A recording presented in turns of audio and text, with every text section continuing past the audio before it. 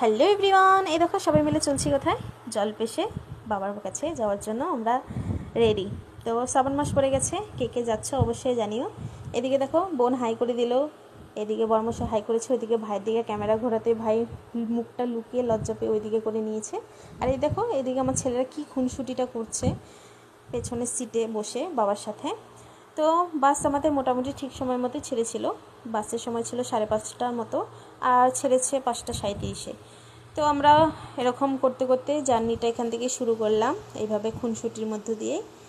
তো তোমাদের আগে জার্নিটা কেমন ছিল অবশ্যই দেখাবো। এই যে দেখো তিস্তা ব্রিজে ওপরে আমরা নেমে গেছি, বাস থেকে নেমে এবার হাঁটছি। এবার একটি দোকান থেকে আমরা জলের পাত্র নেব।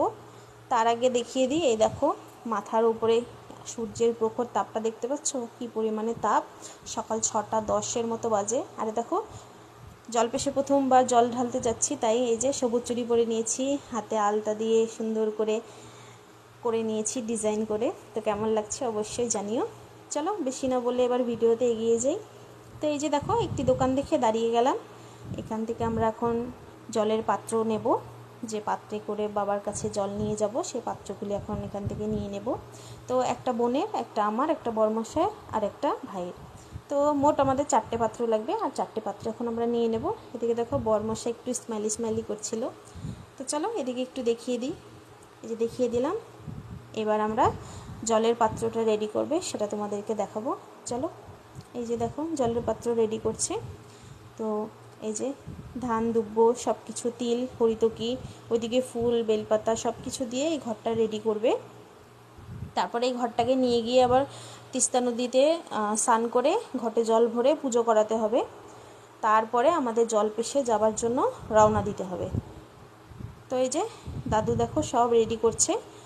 এইভাবে আমাদের 4টি পাত্র রেডি করবে। 4টি পাত্র রেডি করার পরে সবার পাত্র সবার হাতে দিয়ে দেওয়া হবে। এই যে দেখো অলরেডি কমপ্লিট হয়ে গেছে পাত্র। প্রথমে ভাইয়েরটা দিয়ে দিয়েছিলাম ভাইয়ের হাতে, ওই যে দেখো ভাইয়ের হাতে রয়েছে। তারপরে দিলাম বড়মশাইয়ের হাতে।